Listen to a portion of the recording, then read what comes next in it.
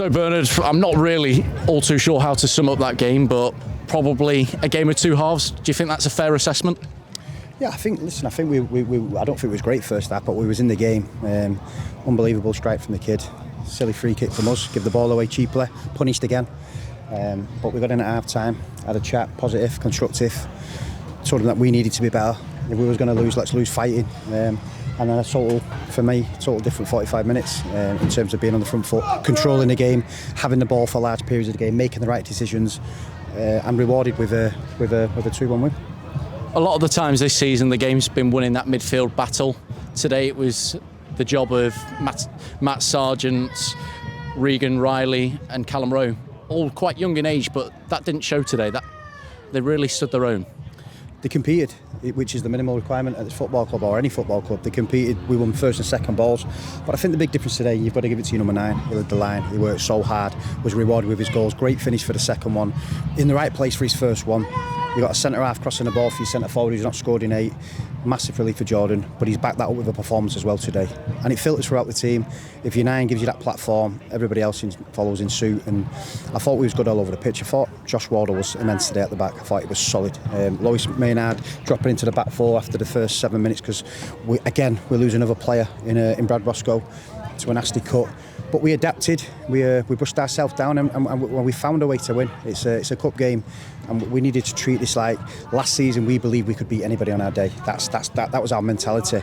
Maybe that mentality's changed at this minute in time and there. Maybe the lads are starting to doubt themselves, but in a cup game you've got nothing to lose apart from being out of the cup. And in terms of performance, I don't think we've been bad this season. I think we've played some great stuff. We've just been on the wrong end of it, like the Gaffer touched on last week.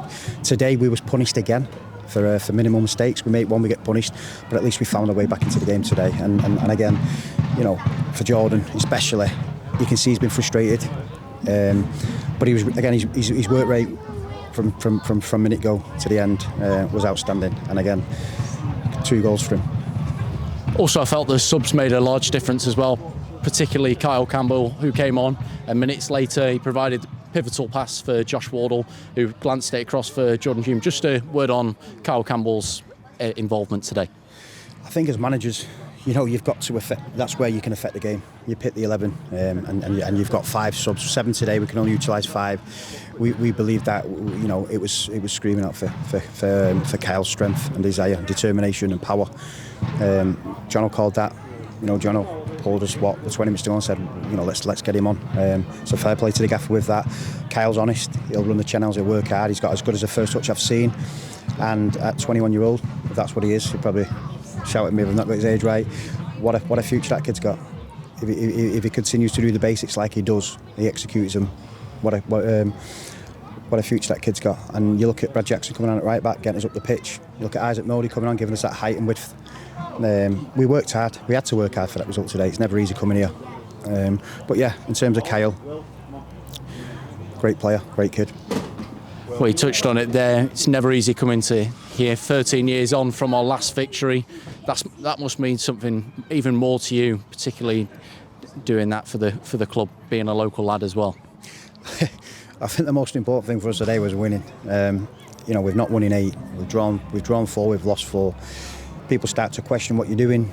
Do you rip it up? Do you start again? We just had to come here. I mean, for both sides, the pitch was dry and sticky today. It was red hot. You're going to get caught trying to overplay on grass like that. You know, people, it's too risky. But we second half we did that. But I think the most important thing today was to win, to give the supporters what they deserve in terms of their loyalty. They've been everywhere with us. Again, in great numbers today.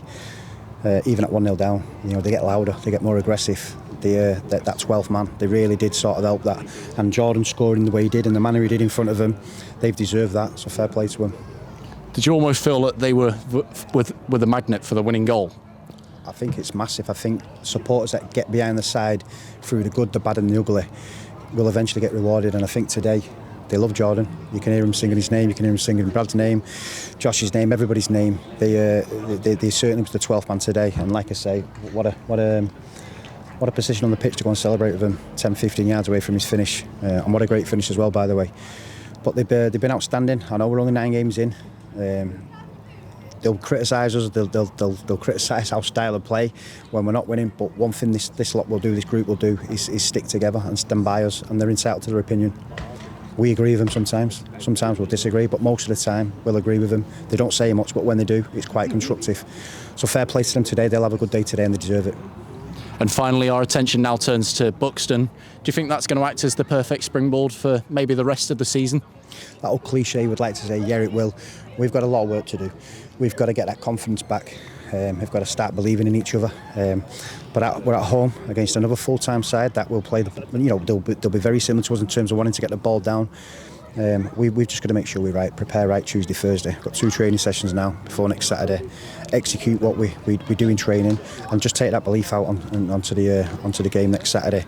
But before then, we've got the cup draw to look forward to on Monday. I hope it's kind to us. I hope we get a home draw. And like you say, I don't know when the last time Radcliffe had a good run in the FA Cup, but it would be nice to be a part of that, as well as starting to pick points up in the league, which, as an owner and a chairman, Paul and Marcus will probably be concentrating on the league. But for us, it brings the sort of community together. If you get the right draw at home, it gives you that belief if you win the game, and all of a sudden you sort of get that continuity of getting used to winning games of football again.